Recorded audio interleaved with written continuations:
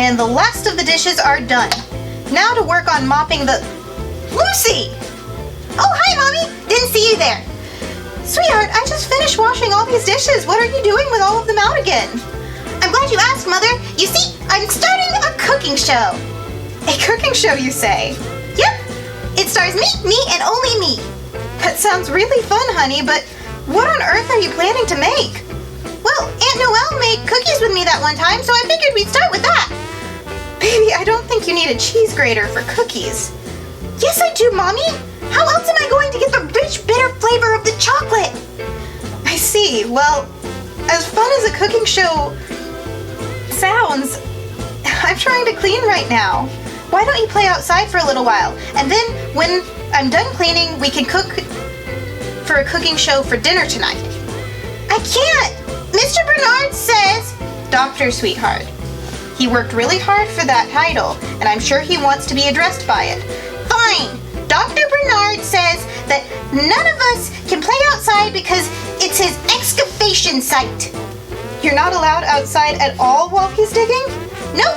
He says we would compromise the authenticity of the artifacts. Also, it's too dangerous.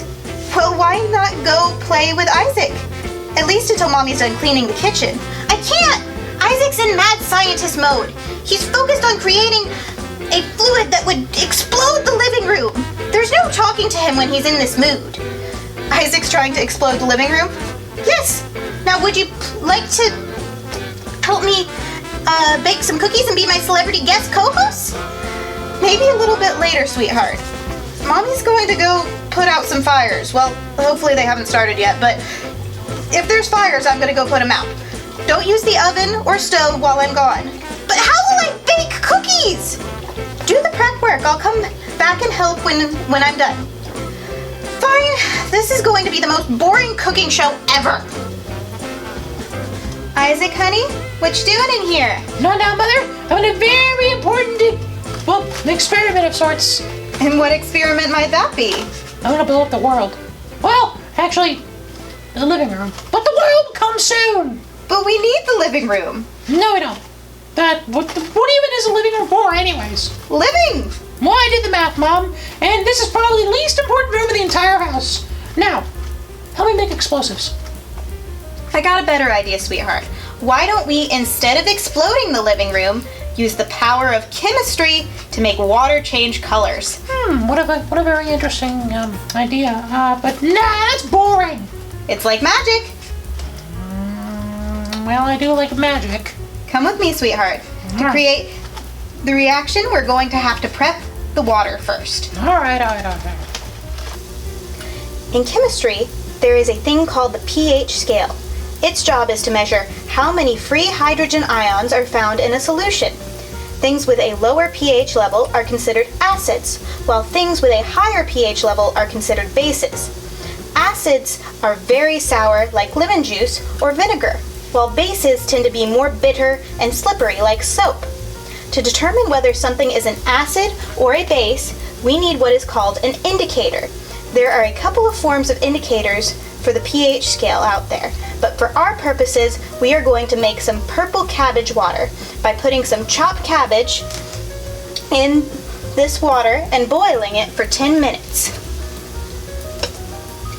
Let's get that cabbage in there so it can boil.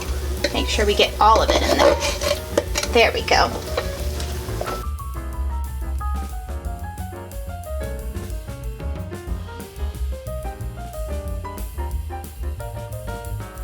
Now that we've boiled our cabbage water, it's time to strain the water into 3 different glasses. One of them is going to be our control group, while the other 2 we are going to mix acid and base with. So let's see, get this. And then our last glass.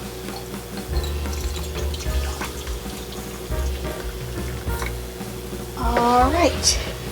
Can you take these to the living room for me, bud? Yeah, sure thing, Ma. Now that we have our indicators separated out, it's time to add the acid and the base. So in this first glass over here, I want to add the acid. So we're going to use this vinegar here. All right. Go ahead and pour that in here. And look right there before your eyes. Whoa, it's turning pink! The acid in the vinegar causes a chemical reaction with the cabbage water, thus turning that reddish pink color. Now, let's try adding some baking soda to the glass way over here. All right. So let me grab a little glob of baking soda, see if it dissolves quick enough. As it's dissolving, you can see it's getting darker. And it's turning almost a green color. Huh. Well, look at that. It is changing. So, look at that, Ma. It's a different color. yep, and it turned over here this greenish blue. So the base in the baking soda causes a chemical reaction to turn this one a greenish blue. Depending on how much we add to either of these, changes how dark each of the colors are going to get. And through adding more glasses, we can have a full pH representation of the entire pH scale. Well, it's cool though, as I was, Ma. It's not as cool as exploding the whole living room and eventually the world. I guess I can't argue with that, but why do you have to explode the living room? Why not the backyard? Well, Dr. Bernard says it'll ruin everything and compromises excavation or exaggerate, whatever it's called. Blah, blah, blah, blah, blah. Who cares? Well, why not go play with Aaron and Lucy? Well, Aaron's off who doing who knows what, who knows where, and who knows how. And Lucy wants to do her silly little cooking show. Now, give me that cabbage water, and perhaps the pH scale can help create an explosive chemical reaction. For the sake of my rug, I'm gonna go ahead and take these outside to dump them. Please don't explode our living room. I don't think your father makes enough money to rebuild it on a writer's paycheck. Fine. Now find somewhere else to explode. Maybe the bathroom. No one needs that, right? Good afternoon, Dr. Humorus. Ah, Mrs. Icicle, what a pleasure to see you. You're looking radiant as always. Thank you? My, what have you got there? Did you bring me some grape juice? Oh, that'd be delectable. Oh no, it's just leftover cabbage water from a little experiment I was doing with Isaac.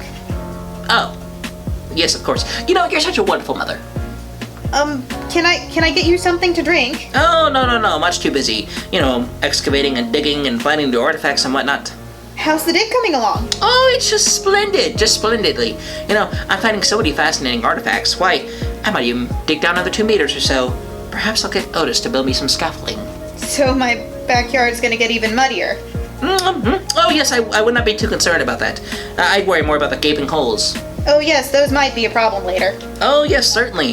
When you want a child running amok and falling around in one of those, why, those holes might as well be deep as a well. Well, at least after I'm done with them. Oh my, why that's quite a deep hole. Oh, certainly.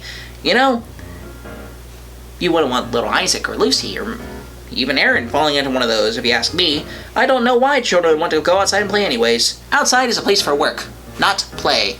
At some point I'm going to need my backyard back though. I mean, I can't have the kids in the house all day. I guess that's true. Well, never fear, Maria. Can I call you Maria? I prefer you didn't. Oh, well, understood, Mrs. Icicle. Never fear, for Bernard B Humorus, the handsome and dashingly famous and incredible archaeologist slash paleontologist, will see to it that your backyard is returned to normal. Or at least as close to normal as it can be. I mean, once all the dirt's been moved around like that, there's, well, who knows what will happen. You know, there could be air pockets down there, or that cause little sinkholes, or maybe even mud. But assure you, I will make it as close to normal as possible. That's wonderful. I really appreciate the effort. It's just going to be... Oh, gee willikers, what was that? I have no idea. Seems to be some sort of hockey puck. Oh dear, I'm sorry to cut our conversation short, Mr. Humorous, but I believe I'm going to have to go talk to my son. Perfectly understandable. Have an icicle day, Mrs. Lovely. I mean, a lovely day, Mrs. Icicle. You too. Miss Lovely, pull yourself together, you goof. Get it together.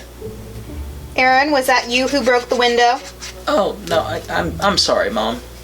Aaron, you know no hockey in the house. You know, I was just practicing inside because the backyard's gutted, and I figured it'd be fine if I were to hit the puck lightly, but sometimes I don't know my own strength. Apparently not. You almost hit Dr. Humorous in the head. Oh, no. If I did, I'll go apologize, I promise. It's all right, sweetheart. Nobody got hurt. Your little accident actually saved me from a rather awkward conversation. Oh, well, at least there's that. I really am sorry about the window, Mom. It's fine, honey. I'll talk to your father, and we'll sort something out. Just please follow the rules. No more hockey in the house. But where am I supposed to, practice? The backyard is gutted and the rinks are closed right now. Why not take a break for a little bit? I can't do that. We have a big game coming up. And because of my growth spurt, I have to switch positions. It's very difficult. It's still okay to take a break every now and then. And consider your broken window. I think you owe me one. Fine. No more hockey in the house. You think Dad can fix the window before dinner tonight? I think he's swamped with work, honey. I'm pretty sure you're going to have to sleep with the window tonight. Oh, man. It's gonna be really cold, too. Consider that your punishment. Can I have a few extra blankets tonight? Sure thing, sweetheart. I'm going to talk to your father about the window, okay? Wonderful? No. What about perfect? No, not quite. Excellent? Yes! That's the exact word I was looking for. Oh, thank you, sweetheart. Oh, you look very tired. Is it that obvious? Well, maybe not tired, just a little overwhelmed. It's been a bit of a day. Do you want to talk about it? You're busy. I don't want to take up too much of your time. No. I always have time for you. What's up? It's just been one problem after another. I finally get the kitchen clean and Lucy wants to start a cooking show using every single dish in the kitchen. Then I come to the living room and find Isaac trying to create an explosion. I distract him with a fun chemistry experiment, but only works for so long. Now he's trying to blow up the toilet. Then I went outside to get some fresh air for a second, only to hear that the excavation is only going to be longer and they're going to be digging deeper holes and the yard is going to be so much more of a mess and they might need scaffolding. And just when I thought it couldn't get any worse, Aaron hits a hockey puck through the window, so now that needs to be fixed. It sounds like you've had a really rough day. And now I've got to make sure Isaac doesn't blow up the bathroom and fix the window and clean the kitchen when Lucy's done and all of everything else, and it never ends. Hey. It's okay. You're good. Tell you what, I'll fix the window, I'll handle the kids, and you go take a break. I can't, sweetheart. There's too many things that need to be fixed and cleaned, and the yard's a mess. I can't leave you to handle all of it alone. Then why do you expect me to let you handle it all alone? Look, the house doesn't need to be perfectly clean right this minute. There's a lot going on. And if it's a mess, well, let me finish this one page I'm working on right here, and then I'll be done for the day. We can go fix the window, clean the kitchen, make sure the living room doesn't blow up, and I'll handle it all together. Are you sure? I'm not cutting in on your writing time, right? No, not at all. It's okay for everything to not be okay sometimes. If you just wait a minute, I'll come and help you. You really don't have to, honey. I know you've got a lot on your plate. No, I've got your back, honey. We'll make sure everything runs smoothly together. That's why I'm here. I'm your built-in partner in crime. Now, take a seat and listen to this page of my book, alright? Okay.